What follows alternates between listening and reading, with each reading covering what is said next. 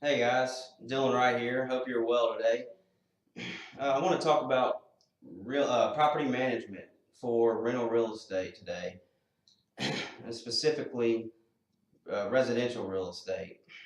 Over the last 5 or so years, my wife and I have invested in some residential properties, and we've made the decision to forego hiring a property manager, instead do the management ourselves.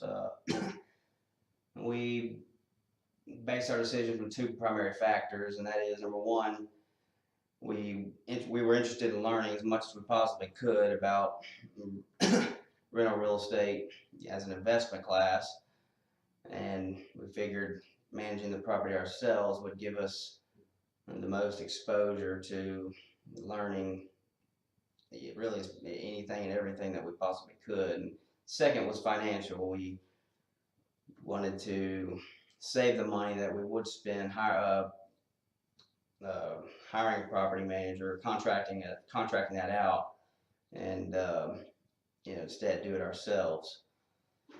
So, based on these experiences, I've identified basically six main processes involved in managing residential rental property. Starting with number one, marketing the property, and followed by tenant screening, lease negotiations, collecting the rent, repairs and maintenance, and lastly, the financial considerations such as accounting, finance, and tax. I chose to list these processes in this order just because it's kind of intuitive to the way it would happen in real life. For example, you'd start out marketing the property, looking for a tenant, and you'd get some leads. Then you'd screen your tenants. At which point you'd go with the one you thought fit the best, and you then negotiate the lease. Then upon getting the tenant moved in, you would start collecting rent and repairing and maintaining the property as things come up. And lastly, it's just kind of a little bit broader deal, a little bit broader topic of the financial considerations and management responsibilities that go into residential rental property, which is related to accounting, finance, and tax. So without further ado, let's start with, well, for now, I want to go into a little bit more detailed explanation of each one of these items. So let's start out with number one, marketing the property.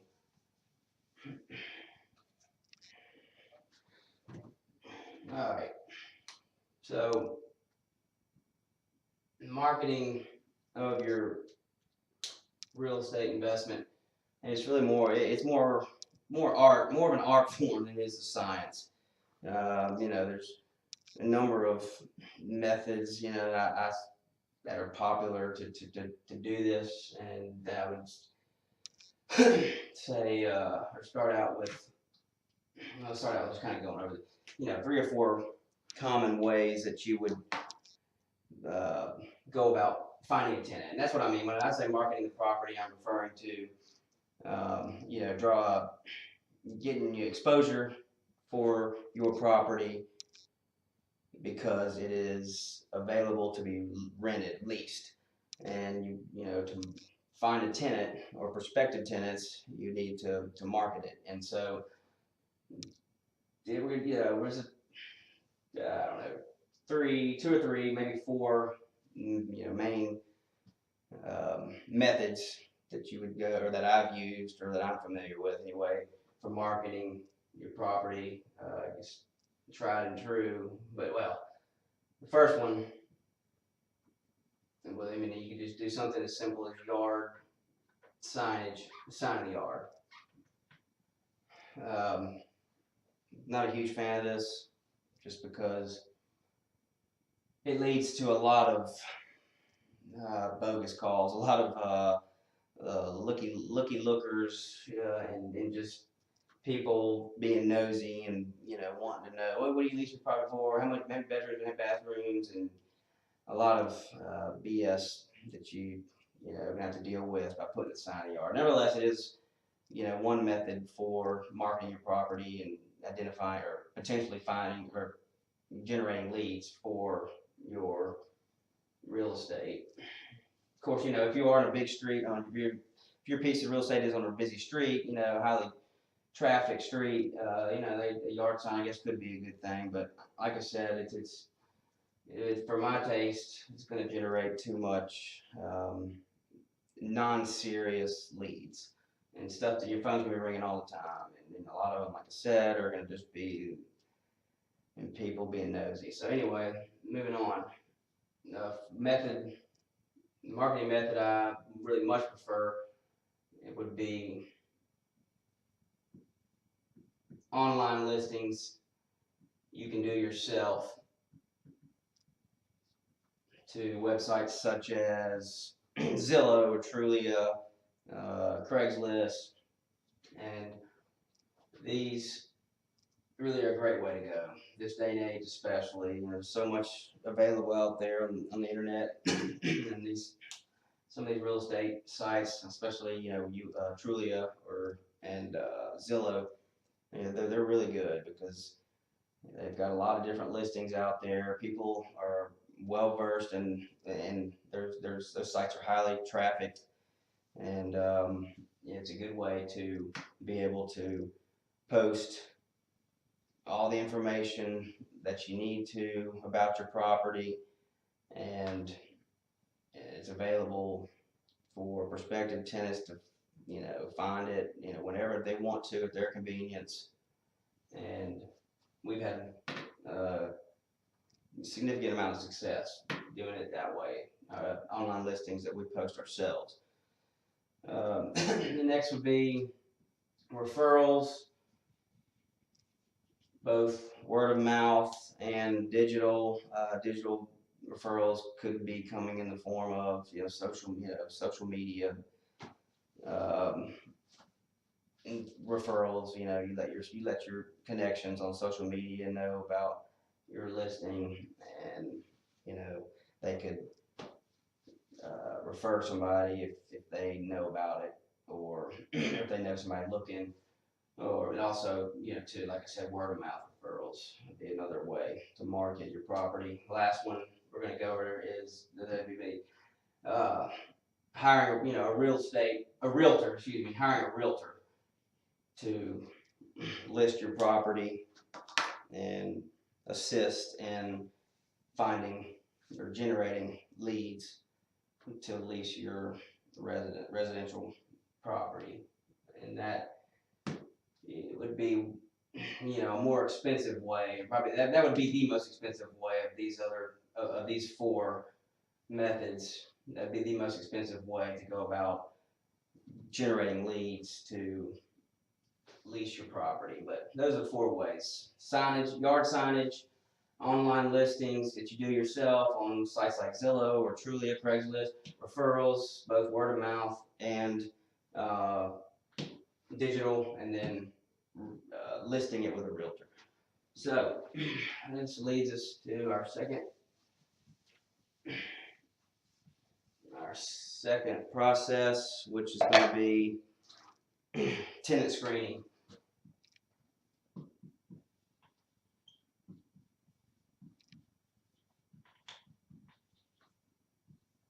All right, so based on your marketing efforts, you should start generating some leads. At which point you then want to begin screening those leads. And in order to do this, I strongly recommend having several pieces of documentation ready for each prospective lead. And the first one would be an application. You need to provide an application to each prospective tenant, and then two different consent forms. First one being background check, consent to run a background check. And the second was consent to credit check.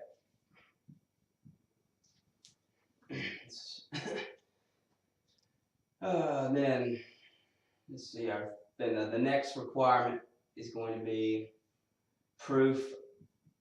You want to require some form of proof of income be submitted by the prospective tenant with their application and these consent forms. And lastly, I recommend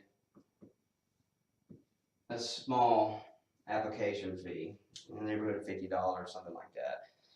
But so after it's all said and done, to each prospective tenant, you're going to give them three pieces of documentation that you're going to request that they fill out.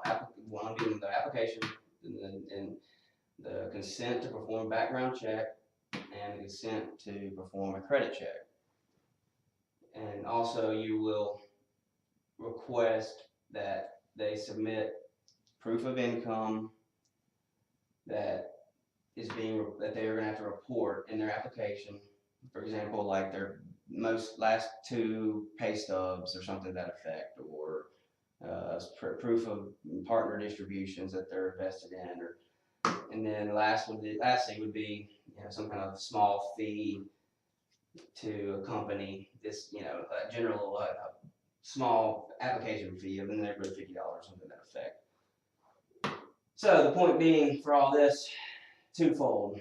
It makes it possible to screen tenants, because you've got to have access to all this information that they're going to submit in their application, and access to run a background check, or consent to run a background check and a credit check, and proof of their income and the $50 fee. So the twofold purpose of these items is, number one, to be able to perform to be able to screen each tenant, and then number two is to kind of serve as a buffer to weed out non-serious prospective tenants. So, requiring them to submit all this documentation, as well as the $50 fee. That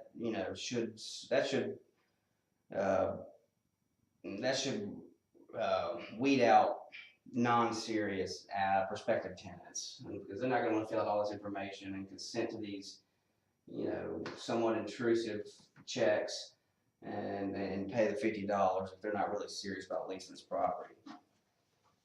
All right, so then we've marketed the property, and that generated some leads,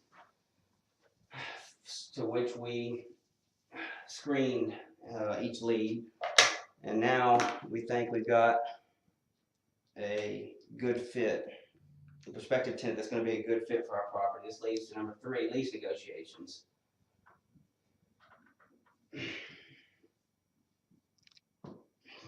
And before we jump off into the details of this process, I want to begin with strongly recommending that you consult with an attorney to assist in drawing up or drafting a lease agreement that is just going to be sufficient from a legal perspective, and also one that's going to cover your behind.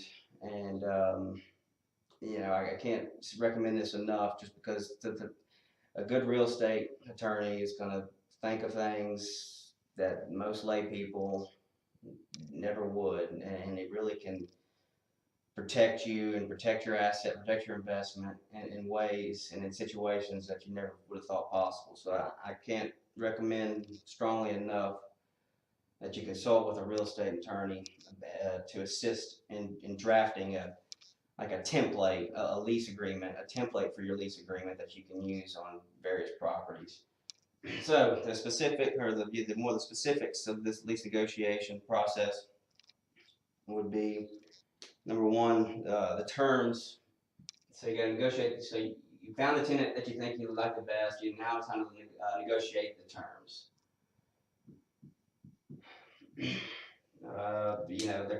There's numerous terms in a lease agreement that are, able to be negotiated, such as the amount of monthly lease payments, the duration of the contract, of the lease, whether it be 6 months or a year, somewhere between, um, the amount of the security deposit, et cetera, et cetera. But after you get all those things ironed out, you update your lease based on the facts and circumstances, and then also something that needs to be cleared up during this process is move-in date. We need to reach an agreement with the tenant. Okay, here's when the property's going to be available, and here's when you said you're going to move in. And lastly, the security deposit should be discussed, and an agreement should be reached of when it's going to be paid. Now, I strongly recommend a security deposit be paid at the date when the lease agreement is signed between you and the tenant, and before move-in date. I can't stress that enough, because once you get that security deposit, you go ahead and deposit the check into your account, and let's say that check ends up bouncing. It takes at least 4 or 5 days for you to even know that it didn't clear and that it bounced.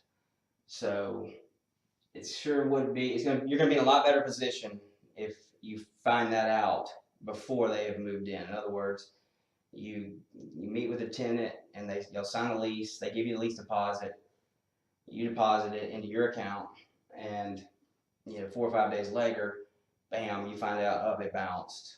And if they're, you're not going to want them to be moved in yet upon finding that out, because that's going to change a lot of things. So, even though you've already signed the lease, discovering that the check bounced before they've moved in is going to make you feel a lot better, because you need to seriously consider whether or not you really want to even lease to this person if they're already giving you a hot check and it's not even into the first month yet. So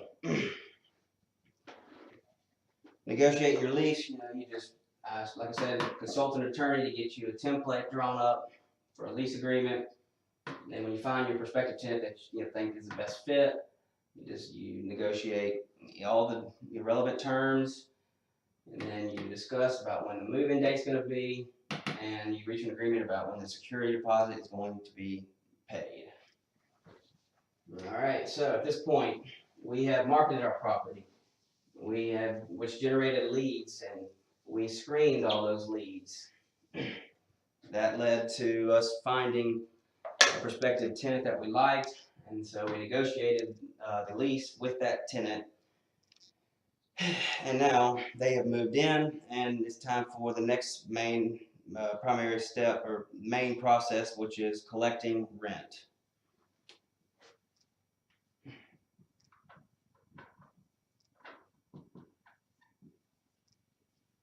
And the main issues I want to discuss about under collecting rent, first and foremost, is timeliness. Your lease agreement should state when rent is due, when rent becomes late, any late fees, or how much the late fees are, and what the process is for late, once the payment becomes late, and should it get to this point, the process for kicking them out, the eviction process. But anyway, when it comes to collecting rent, the main thing, timeliness. Like I said, your lease will say when it's due, when it's late. And also, one other thing about that is the method for delivering rent, whether it be, okay, you're supposed to deliver this rent to my lockbox, which is here, or you're supposed to mail it to me, to my house every month, or anyway, however the payment, monthly lease payment is supposed to be made, the lease agreement should state that. And as a property manager, you want to make sure that monthly rent is being paid timely, and that it's being paid in the manner in which we agreed upon in the lease. So the next is going to lead to the last point, which is in instances when payments are not paid timely, they're late. And I want to recommend, strongly recommend how important it is to, or that you adhere to the terms of the lease as it relates to late fees and any late payment, any other penalties or interest that's associated with late payment. Because what you don't want to happen is, okay, let's say they're 2 days late, and you've got a good working relationship with these people, and you like them, but say, oh well, don't worry about it. You got it to me on, and that's all that matters. What you don't want to do is set a precedent, because by doing that, you're setting a precedent. So what I'm trying to make the point here is that it's extremely important to set the tone that here's what the lease says. It says if you're late, you owe X amount in penalties each day. So therefore, that's what and you're 2 days late, so you owe that amount, and you've got to pay it to me. And that you need to set that precedent that you're going to adhere to what the lease says. And just because you may have a good relationship with them, you're not going to let that go. It's just important to set that precedent. That's what I'm trying to say, trying to communicate. So, in collecting the rent, timeliness and method for delivery. To make sure you stay on your tenants about that. Make sure that's being paid time, or do what you can do to make sure that the rent's being paid timely, and do what you can do to make sure that they're paying it in the manner in which they said they would in the lease. And then if payments are late, it's important to set a precedent early on that, okay, then you are going to owe X, X, and X, and you need to make sure that they pay that. All right, so the fifth process under property management, repairs and maintenance. So we've marketed our property. We have screened potential tenants that showed interest from our marketing efforts. We then found a tenant that we liked and thought was a good fit, so we negotiated the terms of the lease with them. We signed the lease. We entered into the lease with them. They moved in. We've been collecting rent, and now on to repairs and maintenance. So there's going to be several kinds. Just the general routine maintenance, repairs and maintenance, things such as, routine repairs and maintenance. Things such as taking care of the yard, making sure light bulb, replacing light bulbs, replacing air filters, things of that nature generally are going to be the responsibility of your tenant at their cost. Again, any of these things could be negotiable. It could all be spelled out how you want it or how you agree in the lease. And from my experience, and in our leases, these types of routine, smaller repairs and maintenance items are the responsibility of the tenant and to be covered at the tenant's expense. Now we get into the next repair and maintenance item, which I call repair and maintenance to component parts.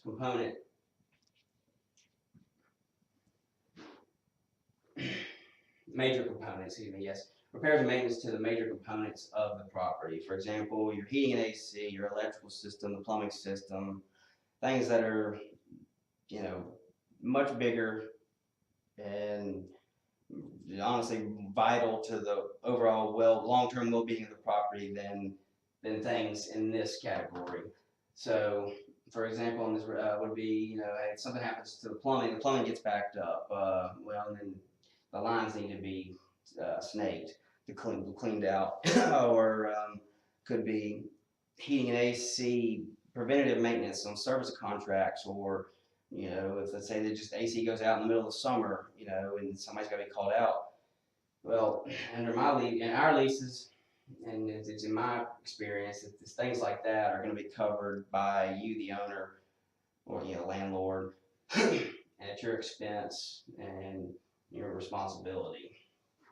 And frankly, I think that's how you should. I think that's how you're going to want it, because these things are just absolutely vital and essential to the property's overall well-being, long-term well-being, and they're expensive, very, very expensive if they have to be replaced. So again, to recap, routine minor repairs and maintenance generally at the lessee's, the tenant's expense and their responsibility.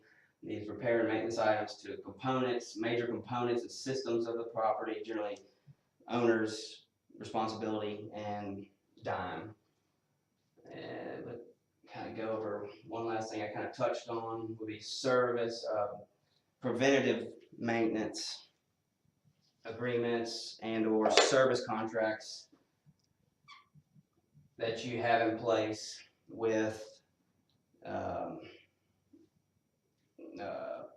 third-party contractors, such as, for example, a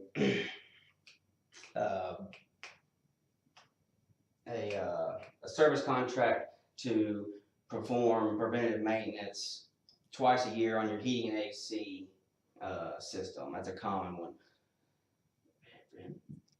Preventative maintenance and or service contracts.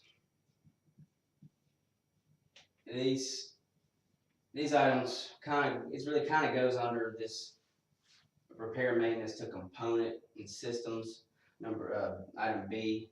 The previous one is really kind of related to that, because these preventative maintenance kind of service contracts a lot of times are to service and to upkeep significant components of a piece of property. For example, like I mentioned, the heating, the AC system, or I guess it could be to the plumbing system or electrical system.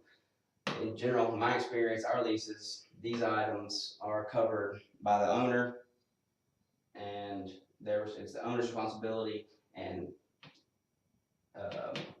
to be paid at the owner's expense. Which again, I really think that's, in the grand scheme of things, how you want it, because you can bet your bottom dollar. Most tenants aren't going to go to they're not going to go to the trouble to enter into these types of things to protect the overall well-being of serious components of your property. They're just going to expect that they're going to work, and if they don't, they're just going to call and gripe and complain at you to get it fixed. So anyway, these major things really, in my opinion, are the owner's responsibility and financial obligation. All right.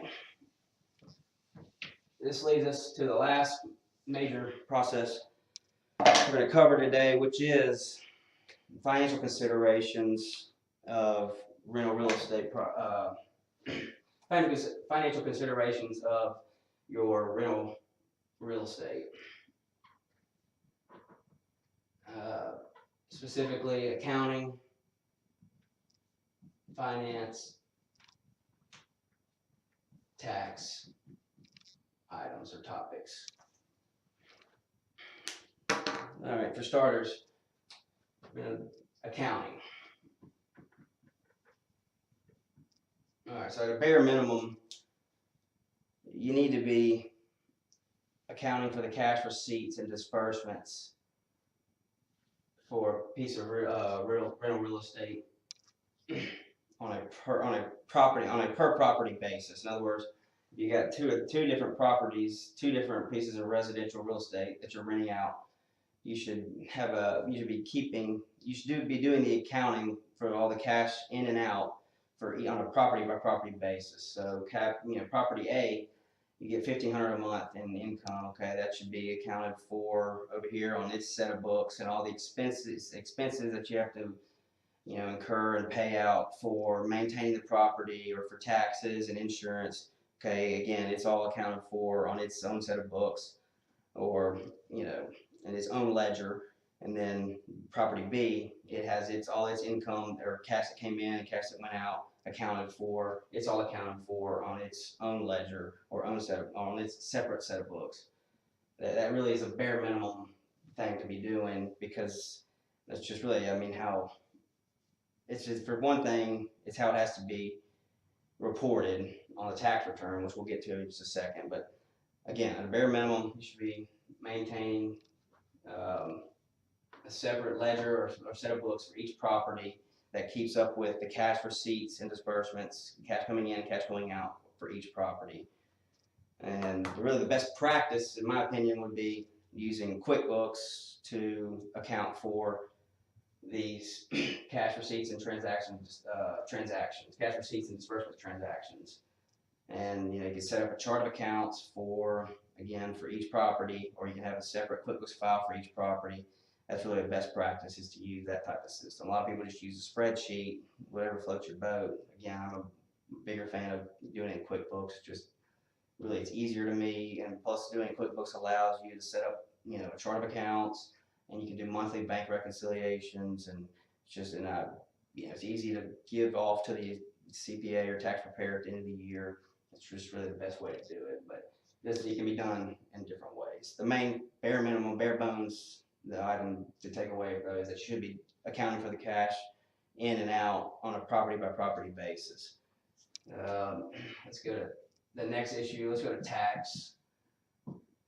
Well, there's a number of things here, but let's just highlight one thing. I want to highlight is it's imperative that you keep the HUD settlement statement, which is a documentation that you get when you close on the property, when you buy it, and it shows here was what the purchase price was, and here's your the buyer and the seller's allocation of things like closing costs and allocation of taxes, and that document should be maintained in a safe place so that you can give it to the tax preparer at the end of the year, because they're going to use that document to assist them in determining the depreciable cost of the building, which is it's massively important item for your taxes, and it's just the best document that you can provide to help the tax preparer come up with those amounts.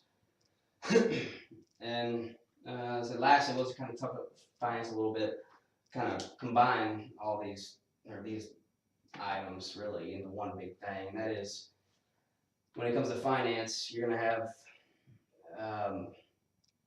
a lot of times the real estate pieces of real estate that you buy are going to be bought by bank loans. Well, a lot of times the banks will require, the bank loans have debt covenants in them, meaning they require you to submit regular financial statements for your property. And so by doing your accounting separately and keeping up with it, making sure all the cash receipts and disbursements are accounted for, and by making sure your tax preparer has the HUD settlement statement document, so that depreciation can be accounted for properly, you're going to be in a position to where you can comply with those debt covenants that are in a lot of loan documents related to purchasing real estate. Lastly, let's say you buy a piece of property by putting 20% down, and you get a bank loan for the other 80%. And then a year or two goes by, you've had tenant in there, you've got income coming in, you've accounted for all your income, and you've done all your tax returns and things, and it gets to the point where you want to refinance this property because you want to take some money out and go get a second property, or use the proceeds to refinance to get a lower monthly note, any of those types of things. By keeping up with these financial issues as you go and in the proper manner, you're going to be so much better off, so much better prepared to submit the required information to be able to get refinancing on your property. So, all that are my primary processes for managing rental property. Just to recap, number one, marketing. How are you going to find a tenant? You got to market it. Number 2, screening. Based on your marketing efforts, you generate leads, and then you got to screen your leads. And then once you find an ideal lead, you got to negotiate the lease. After you negotiate the lease and get them moved in, you got to collect rent. And as time goes on, there's going to be repairs and maintenance. It's got to be handled, got to be taken care of, paid for in order to adequately or properly maintain your property, keep up with it, keep it in good working order. And lastly, finance, or the financial considerations. Accounting for the cash receipts and disbursements related to the property. Making sure that your tax preparer has information necessary to determine depreciation for purposes of income tax reporting. And financing, making sure you comply with debt covenants, or having adequate information to be able to submit to banks to refinance the property. And that is process number 6. So, any questions, any comments, feedback, anything I can do to help, please feel free to holler at me. Thanks, guys. Have a great day.